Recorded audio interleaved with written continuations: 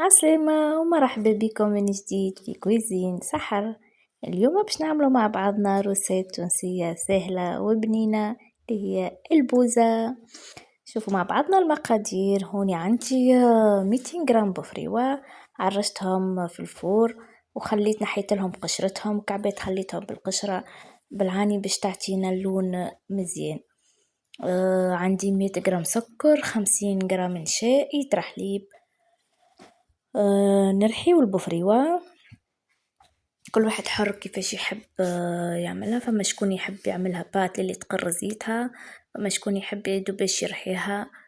وانا بالنسبة ليا خليتها فيها شوية ترويج، ما رحيتهاش على الاخر الحق. نحبها كي نبدا ناكلها تبدا فيها شوية قرميشة. كل واحد حر في ذوقه كيفاش يعملها، الحلول الكل كيف كيف. حطينا البات متاعنا في كسرول. زدنا عليها نشا 50 جرام، وزدنا عليها 100 جرام سكر في مرة، وباش نصبوا عليها لتر الحليب. ولزمنا هوني نرحيوها بالماكينة البرا هذيكا باش تتخلط، خاطر البات متاع البفريوة باش تبقى متكتلة، معناها ما تتحلش حتى بالتحريك.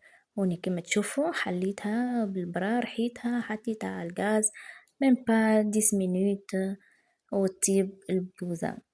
هوني حطيناها في كويساتنا، صبيناها سخونة، وما نحكي لكم مش الكوجينة فاحت بالريحة البفريوة البنينة. نودكم ولا نشهيكم حاجة تونسية خفيفة سهلة في ساعة ما تحضر، بنينة. تود بها ضيافك، تود بها عائلتك. قعيدة مزيانة، قعيدة عسل. ومرحبا بكم في قناتي. ما تنساوش باش تعملوا لي ابوني ولايك باش يوصلكم كل جديد. ومرحبا بكم.